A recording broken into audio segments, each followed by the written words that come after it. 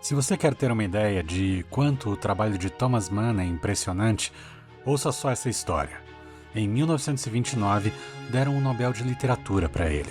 Fazia todo sentido, ele já tinha publicado livros que seriam clássicos da cultura ocidental, como Os Buddenbrooks, A Montanha Mágica, mas 2 décadas depois, em 1948, teve membros da Academia Sueca que acharam que os livros que ele publicou depois eram tão bons que ele merecia outro Nobel.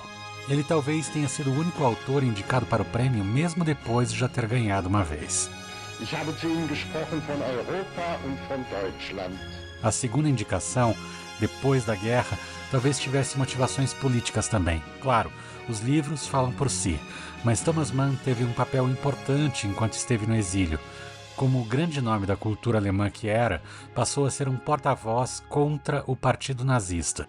Os aliados providenciaram para que uma série de cartas dele fosse lida no rádio. Eram 25 textos desancando Hitler e pedindo que a Alemanha voltasse à democracia. Curioso é que Thomas Mann nem sempre tinha sido o maior defensor da democracia liberal. Nascido em 1875, Mann chegou a apoiar o conservador Kaiser Guilherme II na loucura da Primeira Guerra Mundial. Alguns de seus primeiros livros, como Os Buddenbrooks, narram a decadência da sociedade alemã. São tidos como modelos de pensamento conservador. Também, antes do Nobel, é Morte em Veneza, uma novela sobre um escritor que se apaixona por um rapaz durante uma viagem à Itália. Muito mais tarde, ficou claro com a publicação de seus diários que Mann era homossexual. Na República de Weimar, entre guerras, Mann passou a valorizar a democracia e acabou se tornando um social-democrata.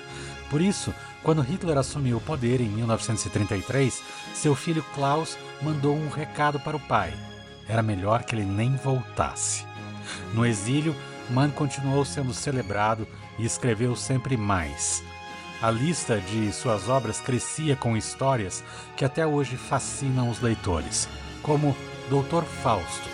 Elaborando a partir da história tradicional de Fausto, Mann conta a história de um compositor que descobre o dodecafonismo, que na verdade era uma invenção de Arnold Schoenberg.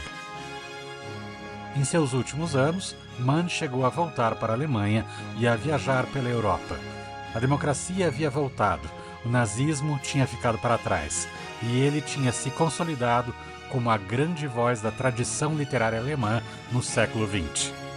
Uma curiosidade, Thomas Mann era filho de uma brasileira, Julia Mann, nascida em Paraty, no Rio de Janeiro, foi criança para Lübeck, onde seu pai tinha parentes. Lá, aos 17 anos, se casou com Heinrich Mann e teve 5 filhos, entre eles o futuro escritor. Esse vídeo é uma produção do Jornal Plural, em homenagem aos 50 anos do Instituto Goethe em Curitiba.